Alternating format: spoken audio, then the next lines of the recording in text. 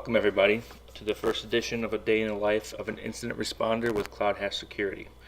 This will be the first part of a multi-part episodes where we'll be walking you through certain incidents that are common throughout the environment, and we're going to use CloudHASH Security to locate them and eradicate them. So the assumptions that you have in our little environment here is that we're running an EPO framework. We have DXL running and installed in the environment. Of course, you have CloudHASH Security with Rapid Query installed.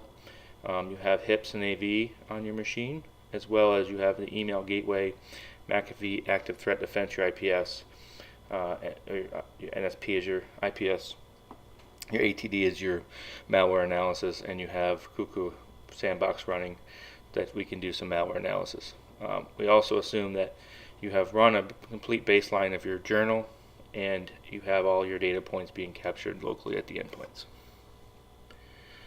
So we have our little mock incident response portal. We see we have 4 incidents open today, and we're going to run through each one of those individually. So here's the list of the 4 that are currently open. We'll run through them one by one. Just to give you an overview, we're going to be looking on the network for a known bad email address that was sent to one of our users, and we're going to search our environment and find those emails, as well as respond to the incident that contains that from that email. We're also going to be searching the network for a known bad IP address to see who's communicating with it and respond to that incident. We're going to use a existing CloudHASH signature, which uses a known bad pattern from our red team, and then finally we're going to take an open source incident and see if we are affected by it, as well as create a signature around it. So let's dive right in.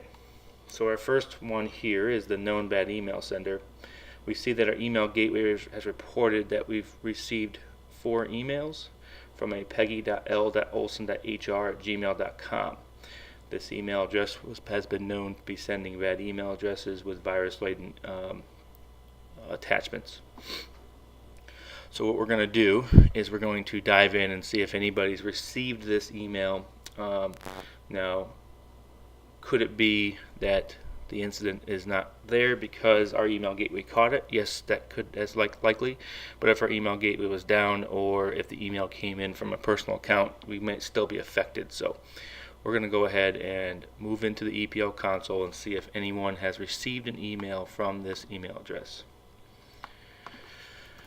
So let's switch over to our EPO console, and we're just going to search our environment to see if anybody has received an email from the Peggy Olson email address. We will target our entire enterprise and ask that question. So all we have to do is type in peggy.l.olson.hr@gmail.com. That will now search the enterprise to see if anybody has received an email address or received an email from that address. Now we see we have 2 emails here. We're going to drill down with this one here. You see that we have an attachment name of company buyout information.pdf. If we scroll down here, we also see that the email has been read. So we're going to say that we need to investigate further because this email is read and had an attachment. So what we're going to do is we're going to see if anybody has a file out there with that name. We go back to our console here. We're going to ask the enterprise, hey, does anybody have a file with the following name?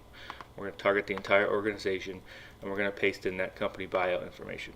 Now this is a regular expression signature, so we need to escape our spaces and our dots so that it's more literal, and hit OK.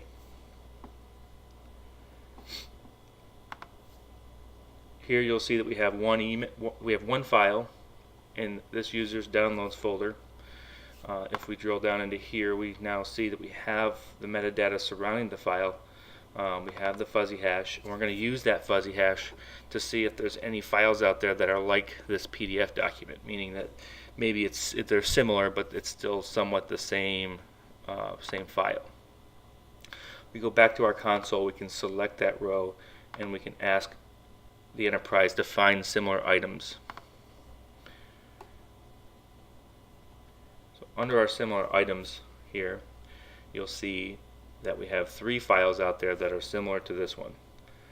So we're going to go ahead and say that this file is probably pretty bad because it's always appearing in users' downloads folders. So we're going to select that file and we're going to pull it back from the local machine to run some analysis on the file itself. So when we hit pull file here, it actually pulls it back to your EPO server where you can then save it locally, unzip it, and then analyze it. The analyzing files is outside the scope of this instructional video, so we're going to assume that we ran against it, found that it was writing registry entries to the registry that was run32 DLL and some JavaScript. So what we're going to do is we're going to search our enterprise to see if anybody has that pattern in their registry. So we'll find the registry question that has the data value. We'll target the enterprise and ask in regular expression if anybody has run DLL32.exe with JavaScript as the command and then anything after it. We run that against the enterprise, and this in a few seconds will let us know if anybody has that registry value in a registry data value in the registry. This takes a few extra seconds because searching the registry for regular expression does take a few seconds. Okay, so the registry value came back. We're going to drill down into this answer. You see that we have run DLL32.exe with some JavaScript in there. Now, if we went ahead and researched this value, we're going to find that it's actually associated with a Powlinks threat. Now, this Trojan itself is a memory-only resident virus, which means it does not create any files in your system, and it is sustainable on your system because it executes PowerShell directly from your registry run key. So this thing's pretty bad. So what we want to do now is determine how this thing can get on there. So because it seems like the origin of this file was a PDF, it's likely to assume that the Adobe Acrobat version reader is actually old. So what we want to do is we actually want to drill down into this machine itself and see what version of Adobe it's running. So what we're going to do is we're going to go and we're going to search our enterprise for that machine and then target that machine with a question just to ask, hey, what products are currently installed on that system. So under incident response, we're going to ask that question, ask a question against the selected machine, and we're just going to simply ask it what products are currently installed. We'll target that one machine and we'll ask the question. So now if we drill down into that all products question, you see that Adobe Reader 10 is currently installed on that system. So from here we actually want to upgrade that asset from the Adobe Reader, and we can do that directly from CloudHASH. But we actually want to target the entire enterprise. So what we're going to do is we have created a question which downloads the latest version of Adobe Acrobat Reader and installs it if it's currently installed. So since that question is already created, we'll go ahead and find it, and then we'll go ahead and target the enterprise, ask it, and then the entire enterprise will get upgraded if it's less than version 11. So after we ask that question, we upgrade the asset. We actually want to go back through and start to clean up this incident. So we'll go back to our registry value here. We select this box. We say, hey, go ahead and remove that registry key from the system. We're also going to want to go back and find all the files that we searched for and go ahead and delete those as well. So we'll go here, and we'll hit delete as well on all these files and remove them from the system, so that this now the system not only has been removed all the malware, but it's also been all the products have been upgraded. So we've not only cleaned up this incident, but we've also ensured that it doesn't happen again. So let's move on to our next incident after we clean up our current incident here. And to recap, we got reported of a bad email address. We actually searched the enterprise to see who received that email. We found that multiple users had received the email. we found that the file contained in the attachment was bad, so we had to search and see who else had that file on their system. We found the file itself, we found registry values containing JavaScript, and we also found an old Adobe version, upgraded Adobe, as well as removed the file system and made it clean again. So if we look at our next incident here, the IPS is reporting that a known bad IP address associated with known bad malware is being communicated with. 1.45 is our bad IP, and we see that 1.23 is the one that's communicating with it. Now, unfortunately, if you look at our network diagram here, 1.23 is a firewall from a company we have recently acquired. We have migrated all of their EPO servers over, so because we can reach the internal network, we're going to have to look and see, hey, who's communicating with this known bad IP address of 1.45. So we're going to navigate back to our incident response page under EPO and just ask to see who's talking to this IP address. So we're going to go ahead and ask the organization, hey, who is communicating with 192.168.1.45? Ask that question and we get responses back. As you can see, 1.12 is currently communicating with that IP address, and we need to investigate further. If we drill down into this row, we see that a file named lsas.exe.exe is currently talking to that IP. That is not a good sign. So what we want to do now is actually investigate this a little bit further and find out a little bit more information about that file. So if we go back into our incident response page, we can go ahead and say, hey, who else has that file on their system? So we just want to do a quick file name search to see if that file exists on an enterprise anywhere else. Our results come back with one file with this fuzzy hash, this MD5 hash. So what we want to do is that we actually want to see if there's any running processes. Well, we know there's a running process based on the connection, so let's go ahead and pull that process back by asking the question of a named process. So we see this machine has it running, and what we want to do from here is, first thing we want to do is pull it back to see, first of all, investigate it ourselves. But what we can do is actually drill down into this file itself here and use the MD5 hash and just go ahead and search the internet to see what this if this was a known virus or if it's something new. So if we search the internet for that MD5 hash, we come back with netcat, and according to the internet, a lot of AV picks this up. So why is RAV not picking this file up?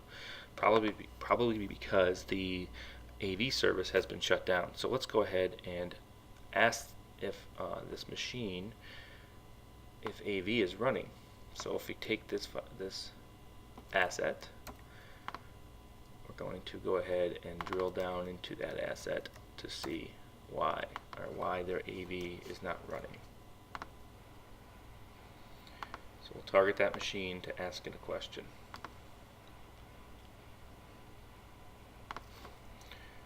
I'm just going to ask it its current, what services are currently installed on that machine. We ask the enterprise. Go ahead and filter down here and search for the MC Shield service. We see that it is currently disabled, so this is the reason why the virus is able to continue to communicate. So this next step here is obviously to re-enable the service and go ahead and start that service. So we're going to select this box. We're going to say, hey, go ahead and enable that service, and I am sure I want to do that. From here, after the service is started, we can then re-enabled it. We can then start it.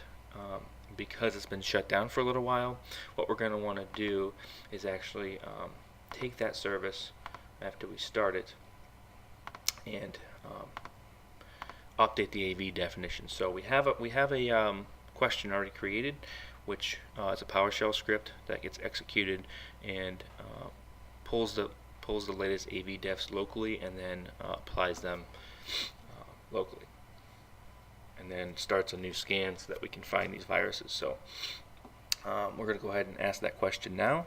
We're going to ask, what AV defs currently are out of date.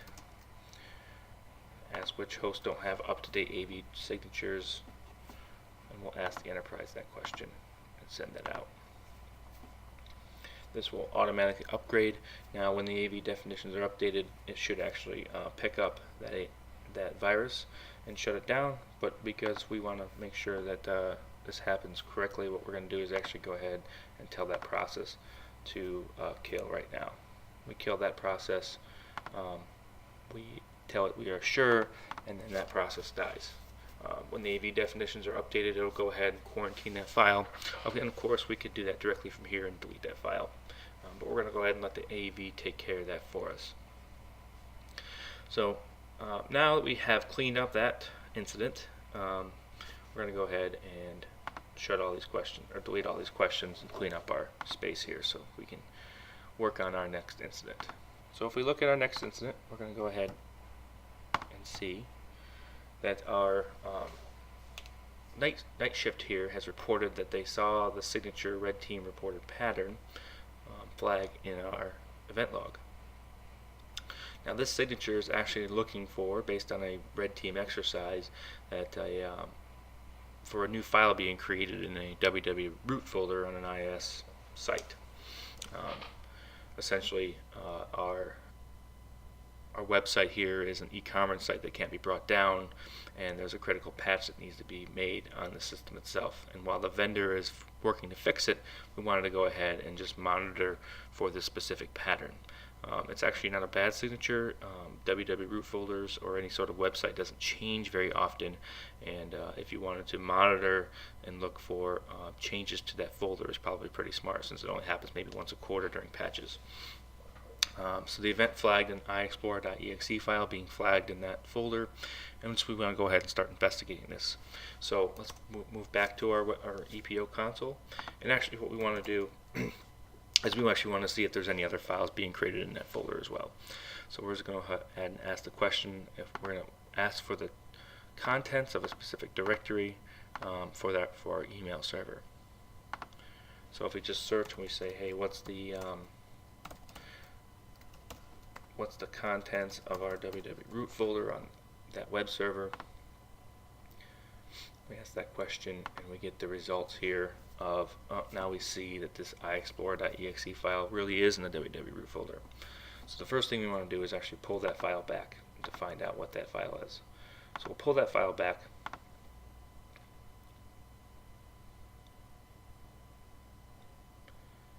We'll go ahead and save that to our hard drive.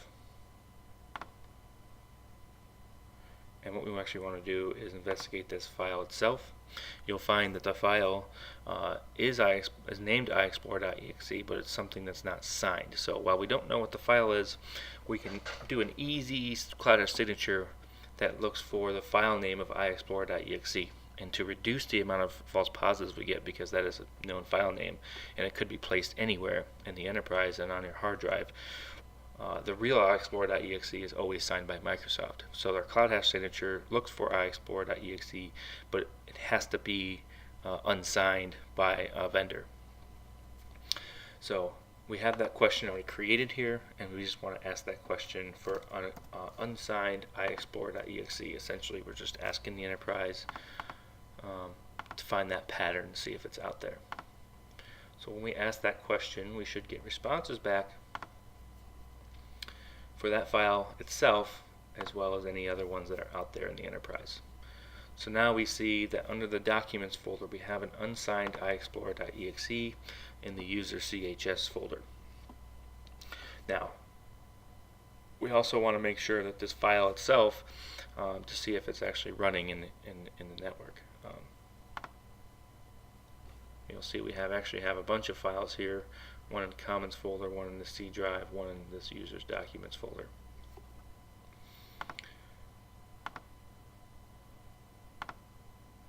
So if we want to, we can see if there's a process running in this with this name, and we'll see if that comes back with anything.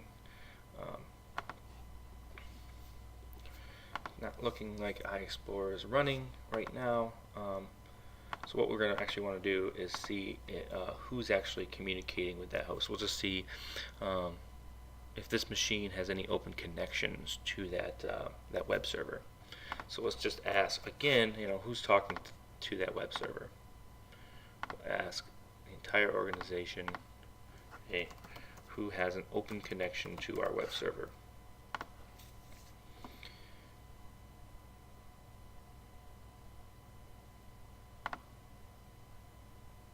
And here you see that 1.12 machine has an open 445 connection to our web server.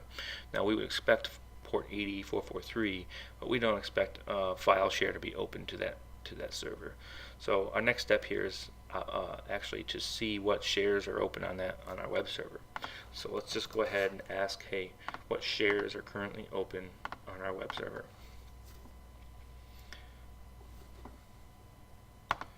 And we look and we see that we have this subdirectory right now running on our system. We're going to go ahead and want to find out what files are inside of that share. So we go ahead and we ask a question for the directory contents of that subfolder. Now if we look, we're going to find that we have some sort of healthcare document, Word document inside of that file. So let's go ahead and pull that back and see what the contents of that file are. So if we go ahead, we ask it to pull a file. We're going to download it, and we're going to unzip it, and we're going to open that document. Inside of that document, you're going to see that there is an SSN inside of this healthcare form, and we're going to actually want to see, hey, is there any other files out there that have this specific social security number? Because we're going to want to contact this user. We're going to want to know, when we advise him on what to do, we're going to want to find all those files so that he can clean them up. What we're going to do is we're going to ask the enterprise if anybody has that SSN in their inside of their files. So we're going to ask the entire organization and say, hey, who has the social security number inside of a document?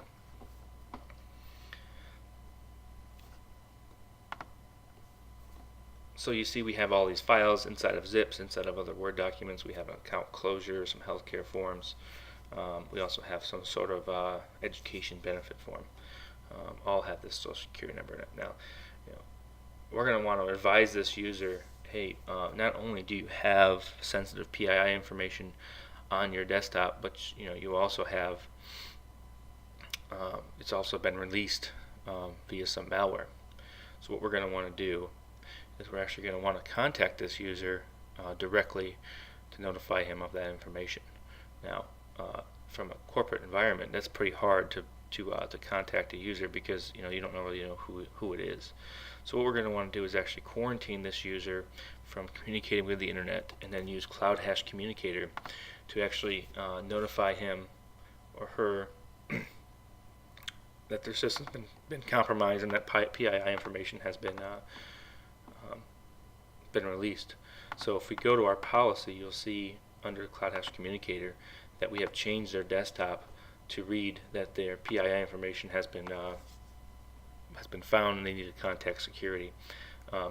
We also have released a desktop message as well to them directly from EPO, letting them know they need to contact the security office to get their PII information cleaned up. And you just simply do that by taking the host itself and dragging it into that quarantine group.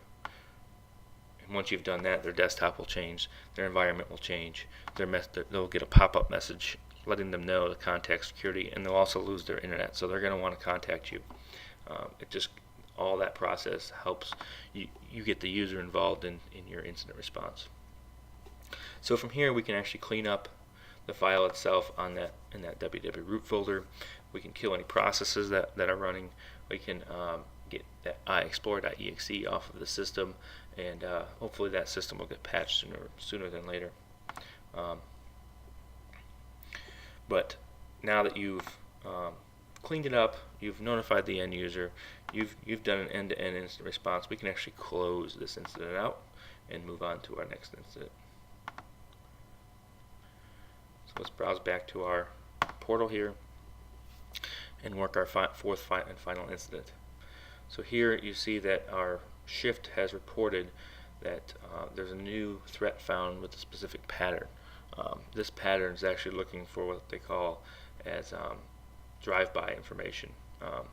So with this pattern, there's a bad process running that simply just looks and monitors your internet cache folder. It looks for specific file patterns inside of that cache folder. Once it finds that pattern, it actually will rename that file to an exe, and then execute that, and that image that was pulled down from the internet is the actual virus. The only thing the monitoring is doing is just being able to copy it and get it to a different folder, rename it to an executable, execute it, and then delete it.